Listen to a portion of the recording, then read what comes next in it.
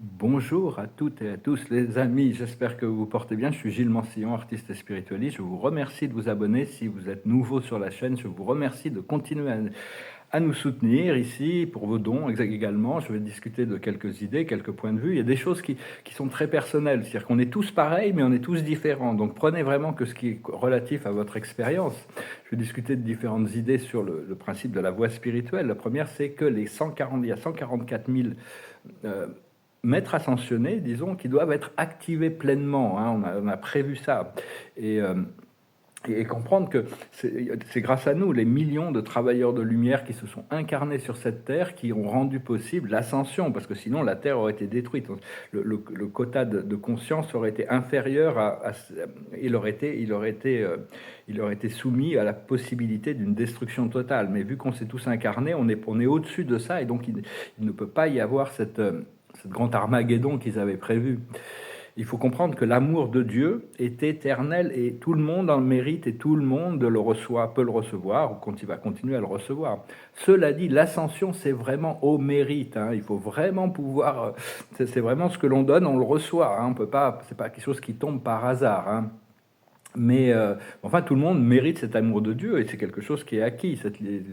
Tous ceux qui recherchent la liberté vont le trouver. Il faut comprendre aussi que tous les messages canalisés, il faut toujours prendre conscience qu'il peut y avoir des distorsions, même dans les grandes révélations, hein, dans les grandes révélations historiques, ou le livre du Rancia. Au plus on arrive dans le livre, au plus il y a de distorsions. Hein. C'est comme ça. Hein, Mais le début est absolument fabuleux de ce livre, livre du Rancia, sur la nature de l'univers. Et donc... c'est vraiment la loi que tous ceux qui cherchent la liberté vont la trouver quand même, mais on a besoin d'être un élément coopératif avec notre cœur, avec notre présence je suis, avec notre moi supérieur. Et, euh, et vraiment, il y a une connaissance centrale qu'il faut jamais oublier, c'est que nous sommes omniscients, omnipotents, nous sommes la source, et la seule véritable identité, c'est Dieu que l'on puisse avoir. Tout le reste illusoire. Donc laissez la guidance de la source vous guider et s'infuser dans nos corps. Hein. C'est important dans notre conscience aussi. Hein. Comprendre qu'il n'y a qu'un seul créateur, qu'on pourrait appeler le premier créateur, ou le père des pères, ou l'origine de toutes choses, de tous les êtres et de toutes les choses. Et donc comprendre aussi que tous les obstacles et tous les challenges sont là pour... sur lequel on peut passer, qu'on dépasse, nous rapproche un peu plus de notre objectif, hein, de notre ascension. Mais enfin, avant de rencontrer les têtes divines, pour ceux qui n'ont pas encore rencontré Dieu, qui est une expérience qui transcende toutes les autres en réalité, imaginez Dieu comme une grande sphère de lumière sacrée, un grand soleil central. Et laissez demander à cette lumière centrale, ce soleil central, de continuer à infuser à l'intérieur de votre corps. Et donc, parce que toutes les vérités arrivent de toute manière. Il n'y a qu'à regarder même sur Internet. Hein, il y a toutes des choses complètement bizarres qui se révèlent, mais c'est des vérités. Hein, il y a beaucoup de choses. Il faut arriver à discerner ce qui est vrai et ce qui est faux. Ce qui n'est pas toujours facile, parce que maintenant, avec l'intelligence artificielle, ils arrivent à faire toutes sortes de choses qui sont des fabrications de l'esprit humain pour créer la confusion. Donc quand même, mais enfin, il y a énormément de révélations qui arrivent et qui est déjà disponible sur Internet. Je veux aussi discuter d'un aspect, c'est que je pense que ça a été discuté dans certains livres sacrés, c'est que on a deux esprits de chaque côté, sur chaque épaule. Il y en a un qui nous envoie des pensées négatives et l'autre qui nous envoie des pensées positives. Ils travaillent tous les deux pour le Créateur, pour notre âme, pour notre évolution. Hein. Donc c'est vraiment, il faut vraiment avoir plus de... C'est une danse en réalité entre notre partie humaine, notre partie mortelle, pas forcément mortelle, une fois on ascensionne notre conscience, mais notre partie humaine imparfaite et notre partie divine universelle parfaite. Hein. C'est vraiment une danse et un équilibre qui se trouve petit à petit. Et donc, on a ces deux esprits qui sont toujours là. Hein. Moi, je sais que l'esprit positif est sur mon côté gauche, l'esprit négatif est sur le côté droit. Enfin bon, c'est vraiment ça, c'est très personnel, la manière dont j'interprète les choses. Hein. C'est vraiment savoir qu'est-ce qu'on choisit de croire, qu'est-ce qu'on choisit, à quoi on choisit de donner du pouvoir. Hein. Et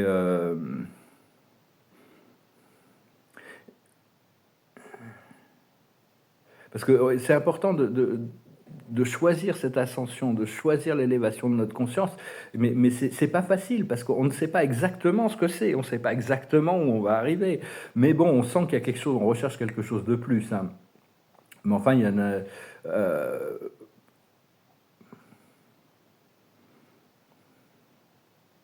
Et donc, et c'est aussi pour ça qu'on est soutenu par tellement de messages canalisés qui viennent de là-haut, hein, pour nous donner un peu des directions, pour nous assister.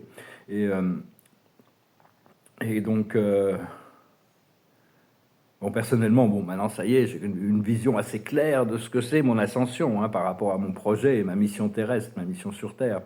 Mais enfin, vous voyez votre ascension comme la plus haute possibilité de vie, la plus belle vie possible, et imaginez la plus haute version de vous-même à l'intérieur de cette vie, hein, et continuez à travailler sur cette expérience. Bon, c'est des conseils, le conseil, c'est toujours... Normalement, on ne donne pas de conseils. Une des règles de la spiritualité, c'est qu'on ne donne pas de conseils à moins qu'on nous les demande, hein. Mais bon, ici, on me demande... Je suis quand même appelé à parler, donc je me permets de le faire. Prenez que ce qui résonne avec vous. Mais enfin, de chercher la plus belle vie possible et d'être la plus haute version de soi-même, c'est difficile c'est un peu... On peut être cartésien, on peut se mettre d'accord là-dessus, hein, de toute manière. Et c'est ok de dévier de la voie, hein. Il n'y a rien de mal à ça, il ne faut pas avoir peur, hein. Laissez votre cœur vous guider, hein, parce qu'il y a toujours des choses à apprendre, et la vie vous reflète comme un miroir. Après ça, on peut ajuster nos choix, mais il ne faut pas être trop strict en disant c'est comme ci, c'est comme ça, il faut être absolument comme ci, absolument comme ça. Il n'y a pas d'absolu. On est en train de trouver des choses, mais des fois en dehors de la voie, hein. C'est pour ça qu'il faut essayer d'éviter les jugements sur les autres et sur nous-mêmes. Et... parce que c'est pas facile d'être soi-même, parce qu'il y a tout le jugement des autres, hein. Il vaut mieux être soi-même et il faut faire le mieux pour vivre notre vie telle que l'on le choisit, hein. C'est comme cette chanson My Way, je l'ai fait de ma manière, hein. Après ça, bon, au moins à la fin, on peut dire que bon, on a vécu la manière dont on devait vivre, pas la manière pour se complaire vis-à-vis de... C'est pas facile, parce que dans l'entourage, il y a beaucoup de gens beaucoup de gens ont des gens dans leur entourage qui peuvent les juger, les critiquer pour être eux-mêmes. Et pensez, je voulais dire, le matin, quand vous vous réveillez, pensez à mettre cette tunique de lumière pour vous protéger. Vous l'enlevez la nuit et vous créez une bulle de protection, et vous branchez un tube de lumière qui vous amène directement au Créateur. Parce que quand on dort, on est vulnérable des entités astrales. On peut être vulnérable. Et s'il y a quelqu'un qui dort à côté de vous, vous êtes vulnérable des entités astrales de la personne. Donc pensez à créer ce bouclier de lumière. Ça empêchera des entités astrales de vous pirater ou de vous envahir votre sommeil.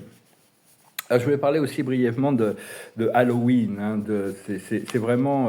personnellement, j'aime les balles masquées, les costumes parties, hein. Quand j'étais aux États-Unis, j'ai participé je faisais toujours Halloween, je me déguisais, hein, donc ça j'aime bien, hein, mais enfin c'est un moment où les gens peuvent laisser ressortir leur côté sombre. Mais mais s'ils s'identifient avec ce côté sombre, ils deviennent vulnérables, hein. Donc c'est une question de... Il faut être conscient, et parce que c'est aussi le jour où il y a beaucoup de forces sombres qui se permettent de remonter à la surface, hein. Et c'est le nouvel an des forces sombres, c'est là où ils mettent tous leurs plans. Personnellement, je me suis permis d'inonder je ne sais pas où exactement où ils se réunissent, tous ces gens, mais en avance, j'ai inondé de lumière violette, hein. J'ai demandé à l'archange Zadkiel, à la dame améthyste et au maître Saint-Germain, avec tous ces anges, de pouvoir continuer à inonder cet endroit pour diminuer un petit peu l'impact, pour alléger un petit peu le programme. Donc c'est... Enfin, soyez quand même prudents, hein. C'est important de se protéger, surtout protéger les enfants ce soir-là, hein. C'est parce que c'est une partie de la population qui est la plus vulnérable parmi toutes les populations. Mais enfin bon, il faut pas non plus, faut pas projeter des peurs, parce que c'est vraiment leur seule arme, hein. Donc c'est important. Et puis bon, envoyer des anges parce que l'amour et la lumière, c'est vraiment une protection, alors que la peur, c'est vraiment ce qui les nourrit, hein. Et donc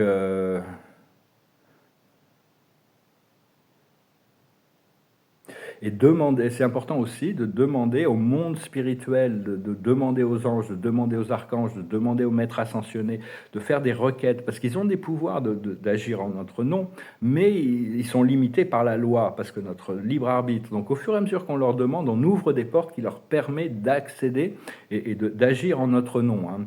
Je voulais aussi dire, pour conclure un petit peu, que il y a les Anunnaki qui vont revenir. Les Anunnaki ne sont pas des êtres négatifs, ce sont des êtres divins, éternels, qui sont une race faite de centaines et des centaines de races, d'espèces, disons hybrides. Il y a des reptiliens. On a cette nature reptilienne, hein. Ils ont une grande partie de notre génétique, vient des Pléiades, mais aussi des Anunnaki. Donc on doit faire la paix avec ce serpent, ce Kundalini, on doit faire la paix avec notre côté dragon.